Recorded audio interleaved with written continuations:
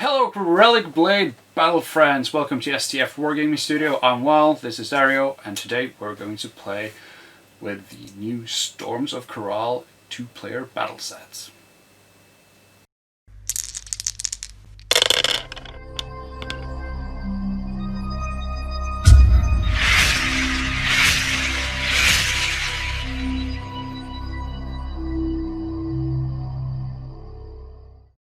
So we reached out to Sean, and he kindly sent us some STL files with the magic of 3D printing and help from our friend Aslak. We got some miniatures in record time and painted them up during the weekend, so we could put them on the table for you today. And the new models look gorgeous. Awesome. And it's finally a new Relicblade 2-player starter sets.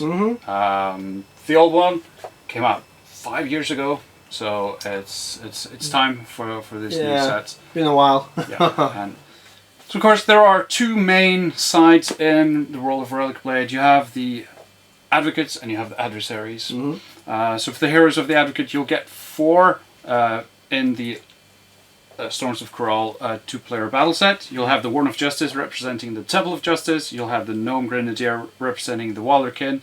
You'll have the Wild Elf Witch from the Lost Wood Enclave, and you'll have the Lone Guard Infiltrator for the Lone Guard, of course. So there's 4 really cool characters, and they all really work well together, but they also will work really well with their own sub-factions if you want to play more pure factions. Exactly. Like they have very defined roles, Yeah. I would say. Each individual character in the box here plays a very specific role, and yet they supplement each other really nicely on both sides. So you get a nice balanced game, for sure, playing these two factions, I'd say, up against each other, right out of the box. Okay, and on the adversary side, which is my favorite faction, we have featured here the Big One Marauder from my favorite faction within the adversaries, the Wretched Hive right there. We also have the Battle Pigs, Destroyer Pig right here representing. Also, we're getting a Slayer Squid from the Apostles of the Deep. Very interesting design, love the model. And then lastly, to round out the force, the big bad guy, the Dark Prophet from the Bone and Darkness faction. So the Storms of Kural will be funded through Kickstarter. It will go up on the 1st of June 2020, so if you're watching this in the future, it's probably already funded, and there's probably going to be lots of cool stretch goals. Well, I know there's going to be lots of cool stretch goals. We've seen them. They're good. They're good. So you wanna check that out. Yeah. And it's probably there will be some cool things coming out of this.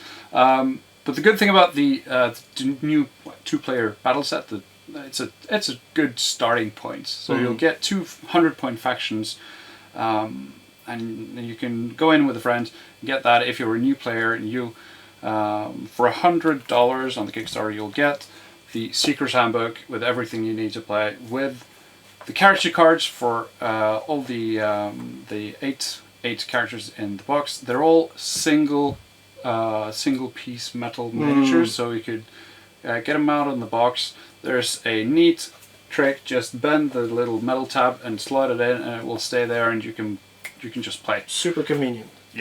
And you will get new item cards, new equipment cards.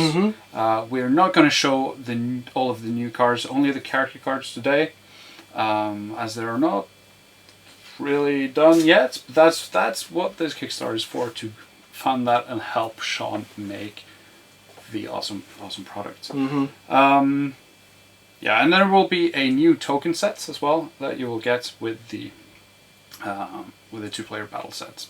So that's a really neat package. And if you already are a veteran player and you already have the Seeker's Handbook or multiple copies of the Seeker's Handbook, as I do, because you get neat sketches from Sean inside your books. Which is really cool. You can get the Storms of Kural without the book for $85, and I think that's a pretty good price deal for 2 complete factions. Exactly. And very sorry to cut you off there, Willard, but the contents in this box nicely supplements your existing collection already, and you can just mix and match freely between, of course, the two factions in the game.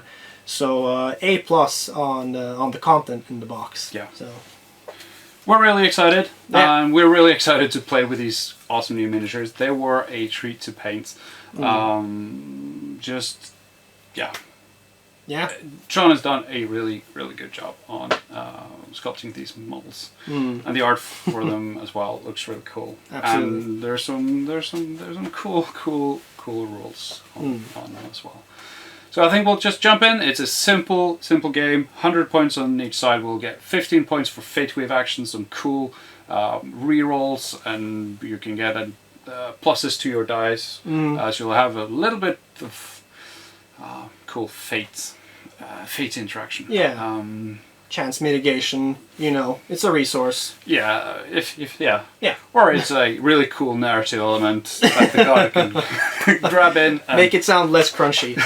Yes, narrative element. So that's what's cool, because you can do both. There's good narrative reasons for all the crunchy game mechanic stuff as well, and it marries the two very, very good in this game.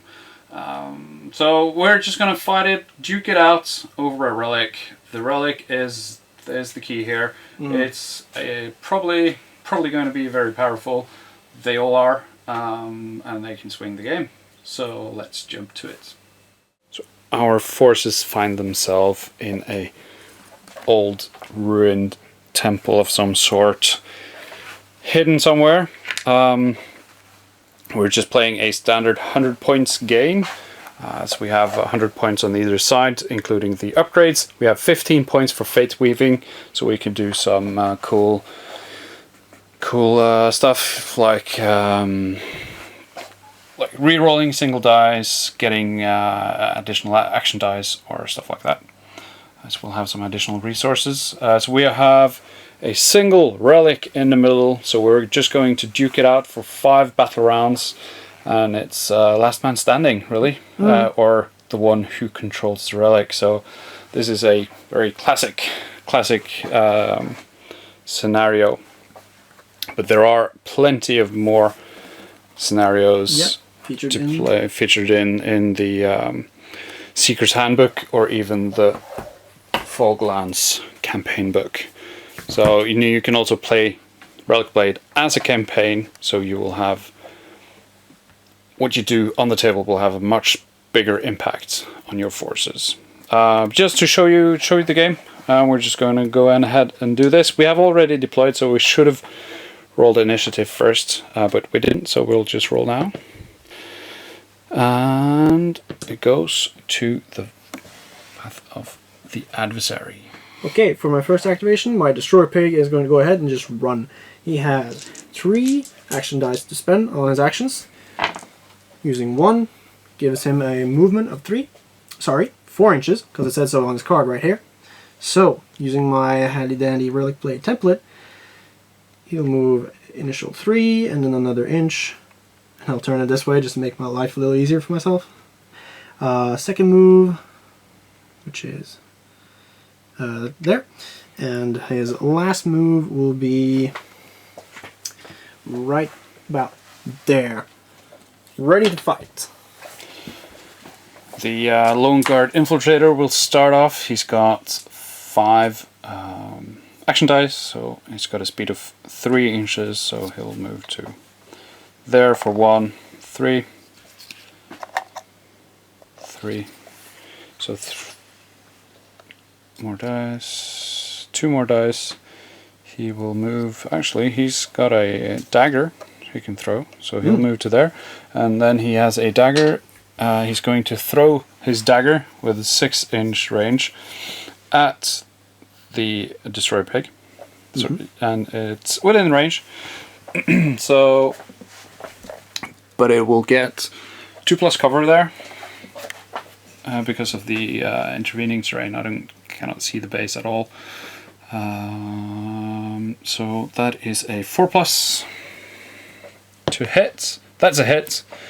And it's a +2 damage, so that's 3 damage with your armor 2 and 2+ armor for the for the cover. For the cover, there's no way you can be hurt. No from way this. to be hurt. Okay, for my next activation, my Marauder is going to go ahead and join his pig friend over there. So, spending a die to move 3 inches. This time I'm going to use this ruler right here and move him once, another time, there. Okay, he has 2 dice left. I'm going to go ahead and try and shoot the infiltrator over there. Range of 12 using his crossbow. So let me go ahead and measure that out. 12 inches should be just within, and then some. So that's just fine. Is there any cover there? Cover, let's see, true line of sight. I can see his base. Barely. So I'm going to make the call there and say that that's a 2+ on his armor roll. Yep. How much is the how much of the actual model is covered? How much of the actual model? Right up till his just under his knees, from where I can see. Can you see everything above? Everything above, yeah. Because he's actually not in cover then. Oh. Because if half the model is covered, then. Yeah. Yeah, exactly. Okay, well there you go. So, a focused shot, using his crossbow, looking for 4s on 2 dice. Sorry, that's that puts it up to 3. That's definitely a hit, at least. Mm-hmm. And then a single die to determine damage, +3. So, that is 6. What's his armor? His armor is 1. 5, so 5. it takes 1 damage. 1 single point damage. So he's, as you can see, 5, so it goes down to 4. Okay, we'll get there. We'll put that there, so it's easier. So we mark off. So he has 4 left. So we're counting down on the red dice. Yep. Okay, and that was his last 2 dice. Yep. Over to you. The Wild Elf Witch will spend 3 dice to move 6 inches. So that will, she can move through her friends and move across obstacles that are 1 inch or lower. Words and stuff. She goes over to there. Yeah. So that is 3 of her 6 action dice. She's got 2 more dice. She will Chinook the Warden of Justice. So Chinook is a spell. It's a range 8 spell. So the Warden is within 8. And it's a difficulty of 6. That is a success, so I can now place the Warden within 6 inches of his current location, and that's about there. So he magically, winds lift him up and set him down there. The Wild Elf has 1 more dice, and we'll take it. Move 2 inches up there. Coming up next is my Slayer Squid with his 5 action dice in his pool. First one he's going to use to go ahead and move 3 inches. Puts him there. Another die to move again. 3 inches over there. Droop. That's some precarious looking terrain. And he had 3 dice left. He'll use his 3rd to move him from where he was standing over to here. Another die, leaving him at 1 left. Puts him over here. And then the last die, he's going to move over here and hopefully make a full move up there on the next round. So that is his activation right there. The Warden of Justice has 4 dice, a speed of 3, so he will spend 1 die to get over to there and spend another 1 to move 1 inch, 2 inch, and 3 inches up there. Do I move up right now? This is almost falling off because we touched it. He will...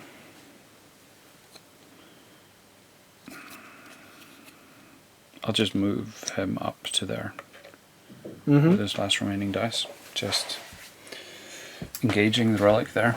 Yeah. Without any dice to be able to claim it. Okay, for the last activation for the adversaries, Dark Prophet is going to go. Generates a pool of 6. That's 5 action dice. Right there. And he's going to spend all of them just to move. And we've already made our measurements knowing that he is going to end up there. So I'll just measure up 12 inches. There we go. Right there. Hi, pig buddy. Okay. And that'll end his activation. The Gnome Grenadier has 4 action dice. Moves 3. So spend 2 to move 6. Up to there. Needs to get closer. And she is terrifying with her range attacks and grenade attacks. Yeah. Yeah. She needs to be able to see. Absolutely. She's short. She is short. She'll move another 6. To here. Like so. And that is the end of the first battle round. So we have no recovery. So we just roll off for initiative for the second battle round. Oh, that looks good for you. Yeah. Oh well. It goes to me. So, I wonder what my first activation will be. Warden of Justice engaging the Relic will, of course, spend 1 action die to pick it up. And we get Glaive of the Stormlord, Thunderstroke, range 2, difficulty of 8 plus 5, and it's a beam 2 attack. So that is a beam attack is it's range 2. So that means if I can have the other beam 2. So it will do. If this white die is the attacking, it will do it has range 2 and it's a beam 2, so it's this wide. So it's 2 inches on either side of the beam. So I can hit a lot of people with that glaive, which is pretty cool. So that just now goes into the Warden's equipment. So that is one of his 4 dice, and he will take a double dodge. Sorry, focus dodge. So focusing a dodge action gives you two dodge tokens, and he will. The fightings will be over here, so I think he will go to this side to maybe be able to help his friends down there. And then for my activation, I'm going to use my Dark Prophet, and since he seems to be pretty well positioned there, I think I'm going to start blasting that guy. But before we do that, I'm going to go ahead and throw Stygian Mutation, a spell, on a target ally. And that's going to be my pig friend over here, the Destroyer Pig. So, what am I doing? I'm looking for 4s on a single die. And I'm going to hope now that I land that 4. Not going to. There you go. And what I'm going to do next then is throw Dark Visions on the Infiltrator, being within range 10. Looking for 7s on 2 dice. Lands it. That means that he will throw D3 dice on his armor roll instead of a regular D6. Yep. Okay, so that's on him now. Now I have 3 dice left, of which I'll use 1 to throw Decay, and then boost that with a focus. Yeah. So, I'm looking for a 4 on 2 dice. I get it. And then I roll a single die to determine damage. That's a +2. 7. 7. And the Infiltrator has only 1 armor and a D3 in defense, so that is a 2. So 3 of that is 4 damage. And as you can see, he's only got 4, so that takes him down. Nice. Awesome. He's disabled. Okay. That was good. And that's, well, I have a die left. Yep. And I'll use that to plop down a dodge token for my Dark Prophet. And that's his activation. Okay, so the next course of action, the Wild Elf Witch with her 6 action dice will spend 1 to move 2 inches up just to be sure to have range for what she's going to do. And then she will cast, well, I had plenty of range, I'm not sure what I was worried about, but anywho, she will cast Chinook It's cast on a 6+ with 2 dice. I will focus it and I will cast it on my Lone Guard that is disabled, and I will try to get him into a bit more of a safer position so I can get some recovery rolls on him. So I need 6 on... Oh no! It's a 6! It is math! Math is hard. Wow. Whew. Okay, so I can then place him within 6 of his current location, which will put him down here. Chinooked out of danger. I focused, so I cannot focus dodge. I've got to remember that, because I think she'll move 4 inches. Just there, out of range, out of reach. But how am I supposed to hit you then? No, that's the difficult thing. And she will spend her last action dice to take a dodge action. Coming up next is my Destroyer Pig, and he's just gonna go ahead and run up the ladder over here. So that's a he has a move of 4, so this puts him at 3, and then he's 1 step up, and I'm gonna measure from that step going up here, engaging the Warden, which is a charge, I believe, Ola? Yes. Okay, so doing that, he has effectively 1 die left. Using that to boost his 1 attack that he gets from charging. Just focusing. The on onslaughts. Yeah, exactly. It's a difficulty of 4. Yep, on 2 dice. That is a crit. Because I got it on both. Focused crit. So that is a 2-die critical. That means you get an additional 1d6 on your damage roll. Fantastic. Okay, so I'll just go ahead and roll my 2 dice then. Fantastic is a matter of... Yeah. Well, I'm gonna focus... No, sorry, dodge. Dodge? That's a good idea. Not the best. 5 plus 4, that's 9. No. That's 9 plus 2, so... Well, there you Dodge that one. Dodge that one, literally. Okay, there you go. Okay, so that was his last die. Yeah. Then the gnome grenadier will move up. So it's 2 and 3, so putting her there. And she will end up right there on 2 dice. And then she will move...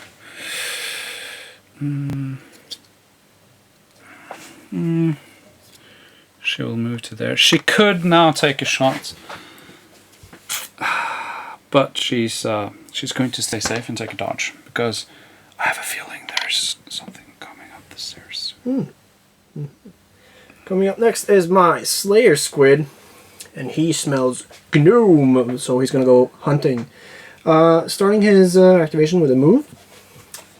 He has a move of 3, so that'll put him 1 step up here. And I'm just going to place him here.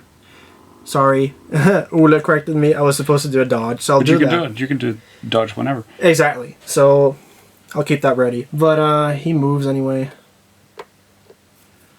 Does the dodge. Now you can do a dodge, yeah? Yeah. And then he goes in for the charge. Yeah.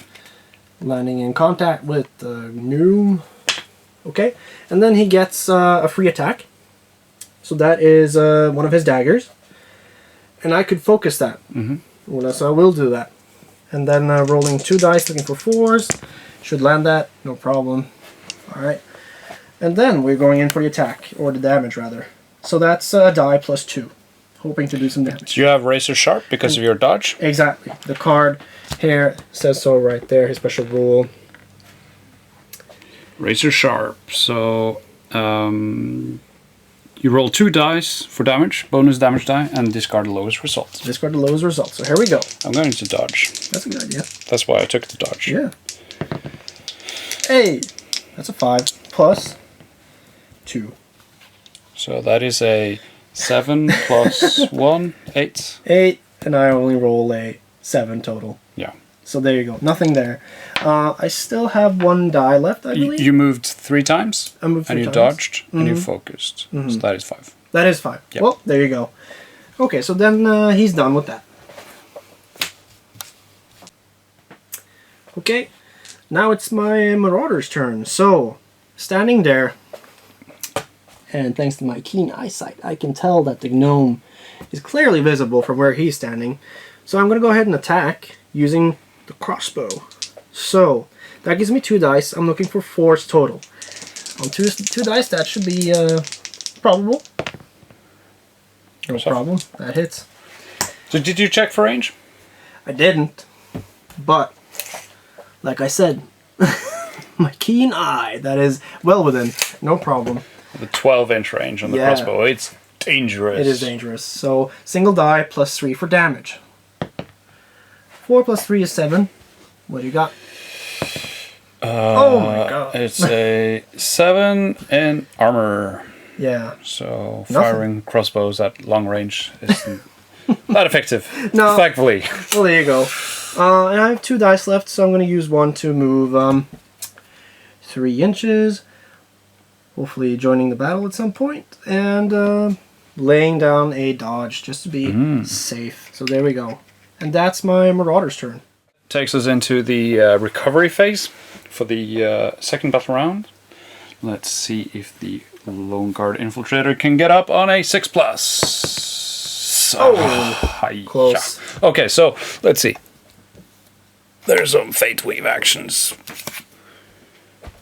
A 10? Do I spend 10 of my 15 to do a plus recovery roll? That's a lot of fate. Well, I do that. I'll do that to get him back into the fight. So I'm now down to 5 fate points for Fate Weave actions, and this guy is back on 2 health. I'm back in the game. Initiative for the 3rd. Where's the 3rd? There's the 3rd battle round. I had a 4. I had a 5. Yeah. So initiative goes to the adversaries. Yep. Okay. Now, my first activation, I'm going to use my Destroyer Pig. I have 3 action dice, one of which I'm going to use Onslaught, attacking the Warden right there. Now, having Magic Weapon puts my difficulty at 3 instead of 4, which helps significantly hitting him. So, single die, looking for 3s. That's a hit. That's a 4+ on my damage roll. Hopefully I roll another 6. That would be nice. I have. But a 5 will do it too. 2 dodge, so I'll spend a dodge. Yeah, that's 9 damage. That is 9. That is 9. So no damage. Wowzers. Yep, but you could do onslaught twice. I can. Because the pig is scary. Strong boy. He's gonna do it again. Looking for 3s on a single die again. Let's go. Yeah, that's a crit. No, because you still need the 4 of that course. is drawn on the card to get a crit. But it's a hit. It is a hit. So, and I will dodge that too. Yeah, looking for a high roll. Make up for that miss. Hey, that's another 9. That's another 9, and that's another 9. Oh wow. Oh well. There you go. You did good, Pig. You did good. But the Warden did better. Yeah, he did. Okay. Or, I don't know. He survived. He spent 2 thingamajigs on it. Well, I'd say it's over, but my pig, he has War Tusks as well. So that allows me for a 3rd attack. Magic Weapon won't proc off of that. Nope. So it's just a 3 on a single die. That is a 3. That is a 3, and that is a crit. Now we're talking. So that is a single dice crit, and that gives you +2 to your damage. +2 to my damage. So the War Tusk is usually a +3 attack. Now it's a +5. Yep. So should have saved my dodge for this. Oh, that's 3 + 5. 8 points of damage. Let's go. That is 6. So 2 damage. 2 damage. That's from the Warden of Justice with 5. So he's down to 3, and that means he is critically wounded, and he has lost 1 action dice. Awesome. No? Okay. Not really.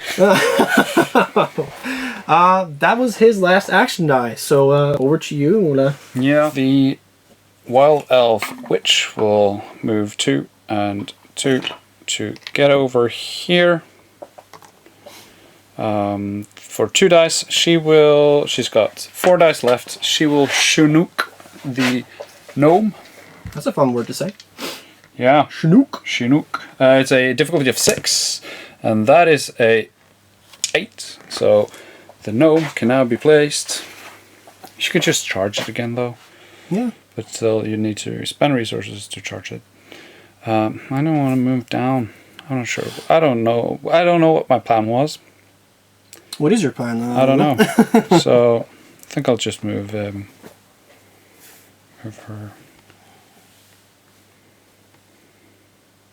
Actually, yeah, I've declared it now, haven't I? To there, I think. Nice. That's within 6. That might get some angle. I don't know. I've got 2 more dice. She will use Razor Winds on the Slayer Squig. Difficulty of 3. That's a 5 and a hit. So plus 2 damage. 8 damage on the squid that has a dodge.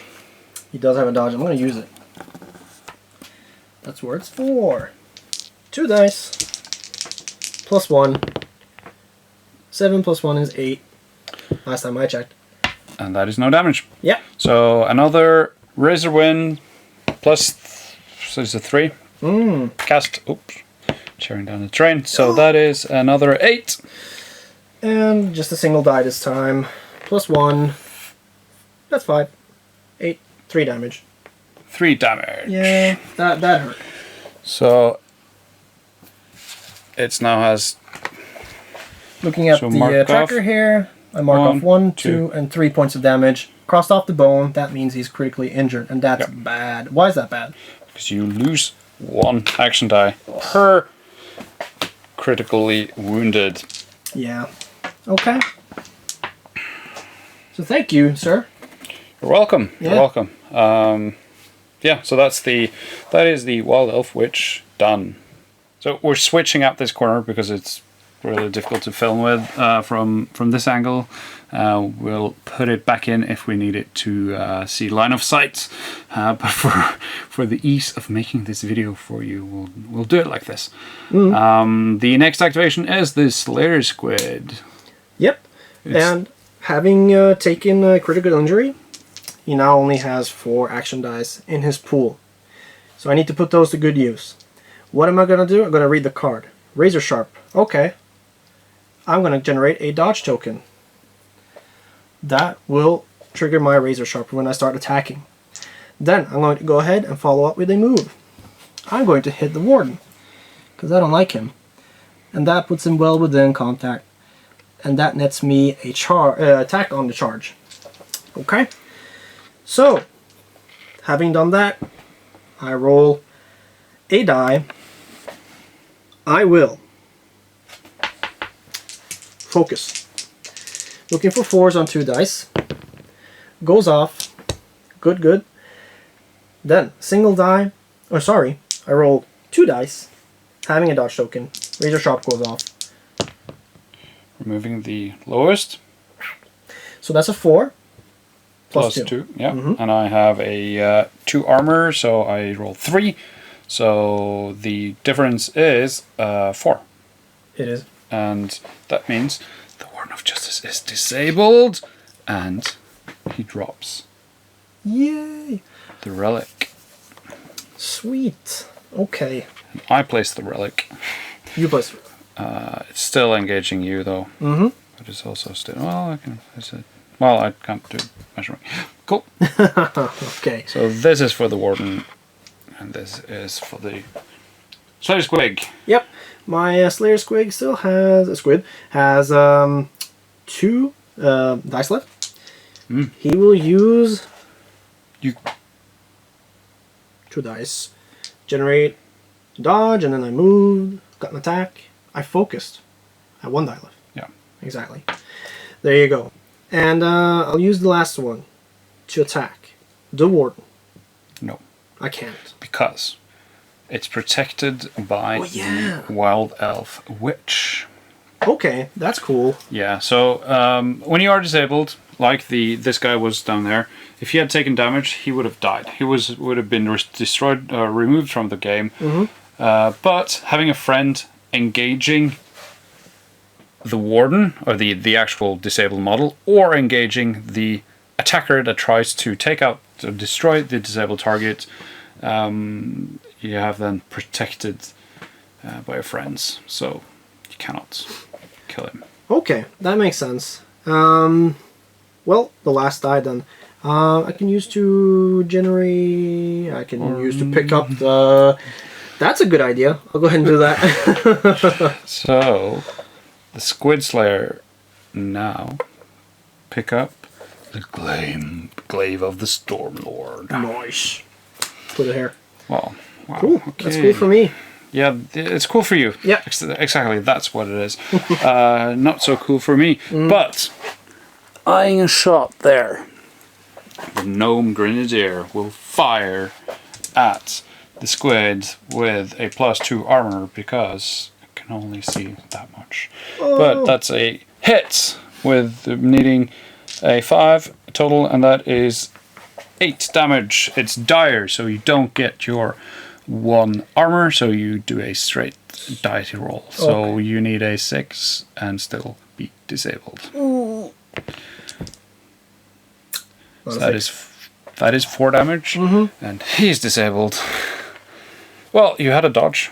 Well, it did. Let me go ahead and add that. And still take 1 damage. And still be disabled, and still drop the... You can place that wherever you want. Bob. Place it here. The relic is now there. Yep. It's switching places all over. And then the Gnome Grenadier will move 6 inches. Slightly up into the... So she'll end up about there, I think. Seeing the now wounded Slayer Squid on the ground. Okay, coming up next is my Dark Prophet, and he's going to go ahead and just move up all the way there. And that gives me... Where's the nice measuring range ruler thing here, right? So I'll move at least 6. That puts him halfway up the stairs. A third move will carry him up and place him nicely on top of the staircase there. And then, with his 2 remaining dice, he's now going to go ahead and start blasting the gnome. And I'm actually going to go ahead and boost that. So that's Focus Decay. Focus Decay. Looking for 4s, gets it. Single die, +2. 3. Gives him poison though. That's a good thing. Yeah. So 3 damage. The gnome has 1 armor, so that is 4. So no damage. No damage. But the gnome is poisoned, so the gnome has 1 less action die for the next activation. Yeah. The Lone Guard Infiltrator will activate. It's only got 4 action die this round because he's critically injured. Moving 1, 2, 3. Moving 1, 2, 3 up to the stairs. Moving another 3 up the stairs to there. Throwing a dagger at the Dark Prophet with 4+. Hits. 2 damage. 5 total. 1 armor on a die. That's 4. So 1 damage. 1 point of damage. Noted. So that's 3 more for the Dark Prophets. Yep. Activation. My Iguan Marauder generates 4 action dice. And he's just simply going to go ahead and join the party, the Monster Mash up here. So we measure up 3 inches for his first. And another 3 puts him roughly on the first step there. And using his third, he's going to end up roughly about there, having measured beforehand. And then he's going to use his last action die to place a dodge token, which is right here and there. And that's his activation. So that takes us to the recovery phase. As you can see in this scenario, it's a bit of a grand melee in the middle of the board. There are soon just 2 rounds again left of the game. The Warden of Justice needs a 6 to come back. Nothing. The Slayer Squid need a 6 to come back. Let's go, Slayer Squid! 6s! No. Oh. Okay. Do you want to spend any Fate Weave? Because I can do that. You can do that. I only have 5 left, so... I haven't 5 points. spent anything. No, so you could. I will. You could restore or re-roll. I will re-roll. Spend 5 to re-roll. Yeah, leaves me a 10 left. Huh! Oh, rolling high, but not high enough. Alright. Okay, so they're still out. Yeah. But they're both, maybe, protected by friends. Yep. So the pig is protecting his friend, the Slayer Squid, and Slayer Squid. Squid? And I believe the last one is trademarked or whatever. Yes, I think so. Probably. Yeah. Probably. So we go into priority for the 4th battle round. Yep.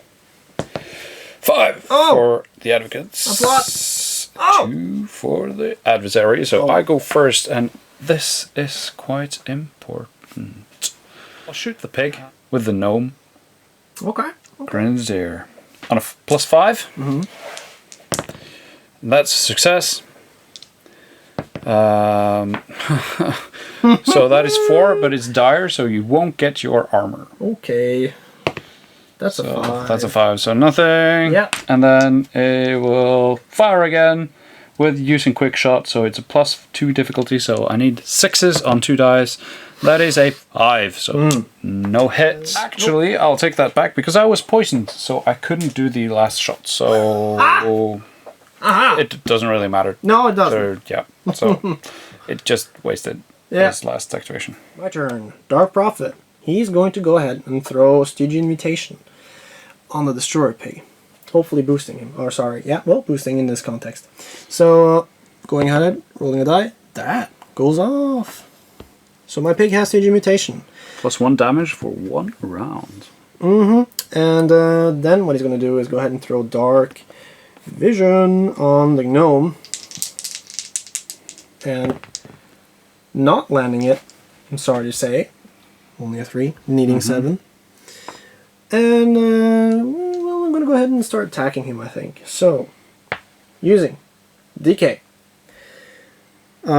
Focusing it. Yep. Yeah. So, 4s on 2 dice. Lands it. And, +2. 6. 6. Poison. Poison.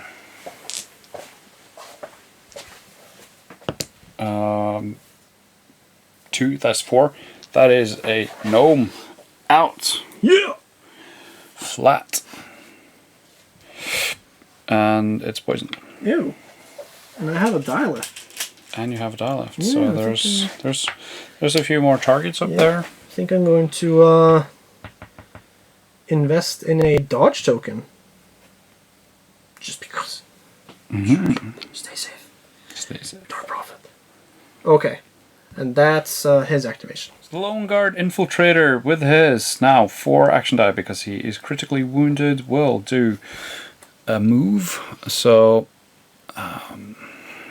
let's see. I'm going to use count this out. So that is 1, 2, 3. Because the Slayer Squid does not engage him because it's disabled, and it goes to there.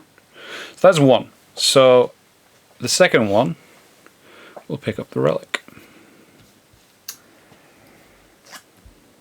I guess I have to give this back to you then. Thank you. Thank you.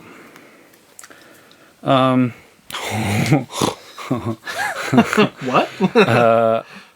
No, that's really dangerous because that would hit myself as well. Okay. That would kill. That would kill a lot of things. So if I so if I do this, that means, so I'm going to use the glaive of the Stormlord with my 2 last dice. Oh. That means it's a 2 beam to the straight in the middle of the target, but it also means anything hit. So the Slayer Squid, the thingamajig, Warden of Justice, it's late, sorry. And I'm not sure if this even it's let's do it because it's a beam attack. Let's just do it. So blast off. I need 8 on 2 dice though, so it's really hard. No, so it didn't go off. Too bad. Yeah. Yeah. So I'm so screwed. Okay. Yeah. So it's there. And he's just sitting there with it. He tried to wield this glaive. It's usually used to wield daggers and throw daggers, so a glaive is not really his forte.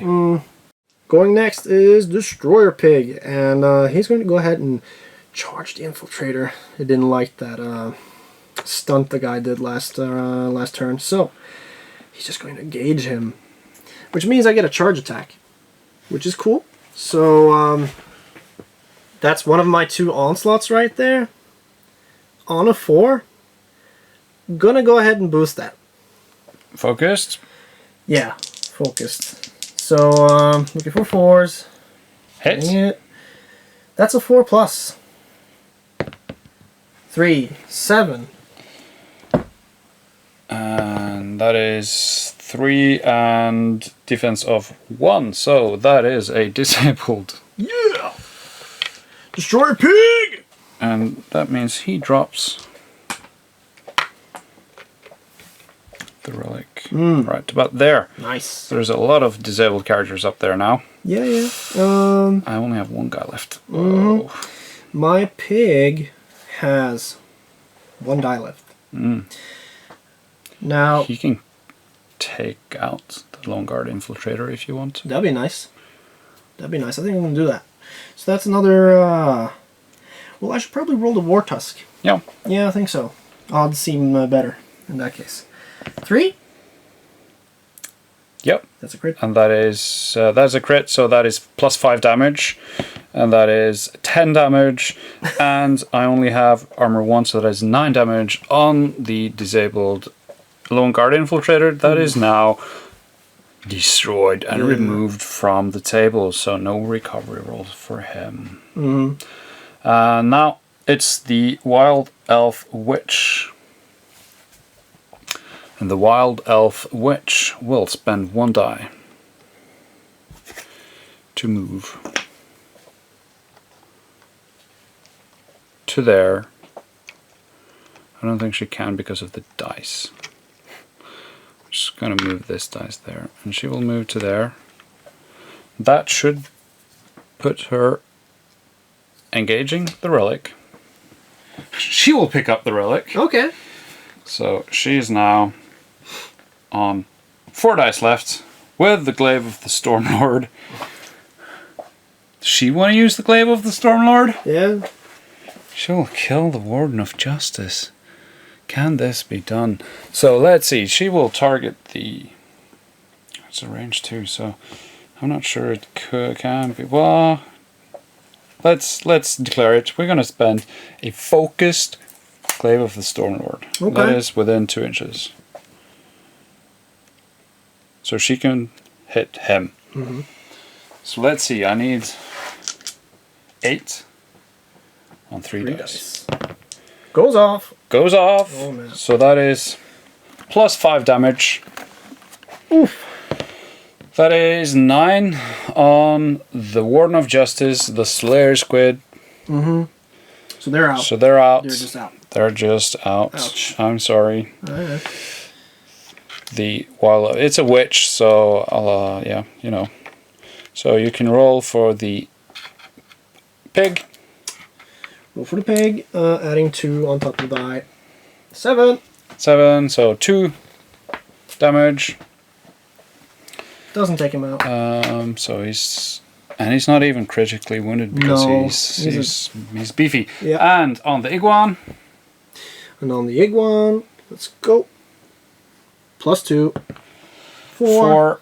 It was 9. Yeah. So that is 5. 5. Yes. That takes the Iguan from his 5 health down to disabled. Yeah. But you had a dodge. I did have a dodge. So add the dodge. I will. It is getting late. But. So nothing. It's nothing then. So well. let's just Good reset this. Yeah. Remember to use your dodges. So They're there for a reason. I spend 1 to move, 1 to pick up, 3 on the glaive attack. I have 2 more. I will 1 more action, and I will take a dodge because she's in a bad She deserved it. She did some work. She yeah. Okay. Wow! Imagine a wild elf witch wielding the glaive of the Stormlord. Okay. It's the Iguan's turn, right? Yeah. It's his turn. Let's go. Well, let's see. He generates a pool of 4 action dice. And what we're going to do, we're going to... Thum thum. Yeah, goes without saying, the Iguan was not too happy about that attack, so he's going to hit back with his bastard sword this time. And I'm going to go ahead and focus that. Looking for 4s on 2 dice. That was a charge from him. Yep. That's a hit. That is a hit. +3 on his bastard sword. So That's 5. 5 and 3, 4. So 1 wound on the wild elf witch, which is fresh from 4 down to 3. I forgot to use the dodge, and I wouldn't have used the dodge on that attack, I think. Okay. And then I'll go ahead and try and attack again. Just to make sure. Maybe we'll kill her. Maybe. That's a 5. That's it. I will then use the dodge. Okay. 5. Ooh. 6. Yeah. So no damage. No damage. Nope. Too bad. I still have a die left though, so I think I'm going to go ahead and pop the shield wall ability. And it says 3 here on the die. That means I need to roll for it, right? Yes. Okay. So hopefully it'll go off. It doesn't. Okay. Well, there you go. That being said though, I do have Fate Weave points, don't I? Yep. Can I use 5 of mine? 10 remaining to re-roll that die? Yep. Alright, cool. I'll do that. Goes off. Okay. And what does Shield Wall do? It says allies within 1 inch gain +1 armor for 1 round. Yep. Yeah. So we'll see if that helps out. So we have a shield wall token. So these are the tokens from the first wave. The Storms of Kural will have a new token set. Recovery phase for the gnome. Yeah. That is a 5. I will reroll. You don't have any. I will spend my last 5 points to reroll that to get a 6. No. That was too good. Initiative for the 5th and final battle round goes to us. Okay. The good boys. The good boys. Yeah. Well, the 2 good ladies And then, that's remaining. That's what I meant.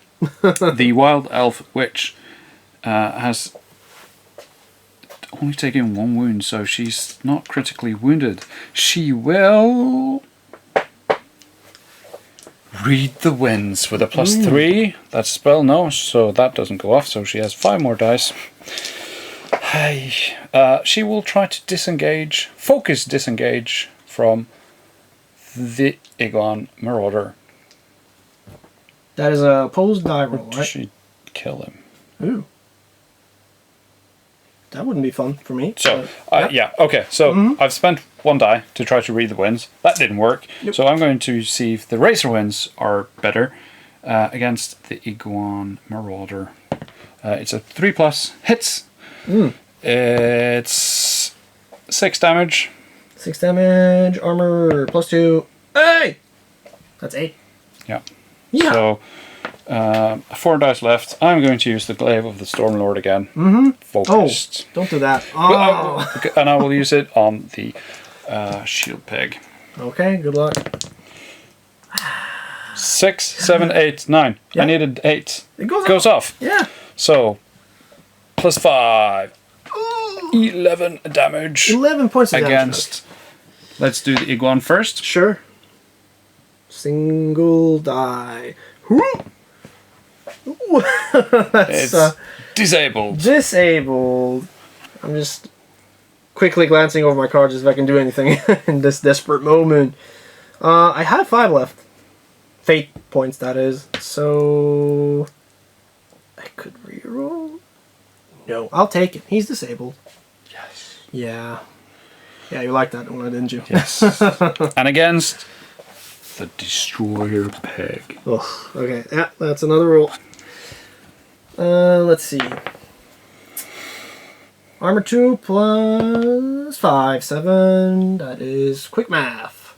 4 damage, and he's already taken 2, so that means he's got plus 1 armor, but it still takes 3 damage. Yeah, that puts So him. he's still disabled. Ooh, rough. That is rough. And that means she has. She spent 1 to read the winds and focus with 2 on Thunderstruck. So that means she has 2 dice left.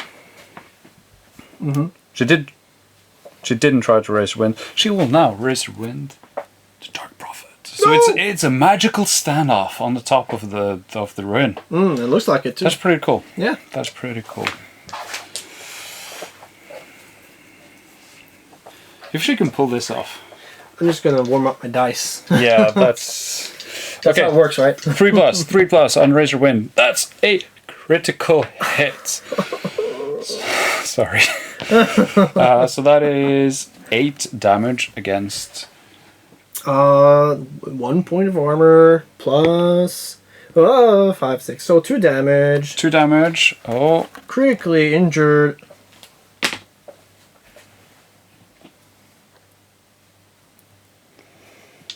Okay. And then. I am quietly seething over at the corner here. Yeah. And then again. Plus 3. Yeah. Fails. Oh.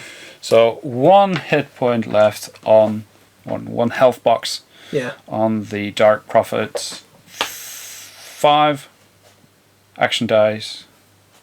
What will the Dark Prophet do? Final round. The Dark Prophet, generating 5 action dice, is going to throw Dark Visions on the elf and successfully casting it this time. So, I'm looking at 7 2 dice.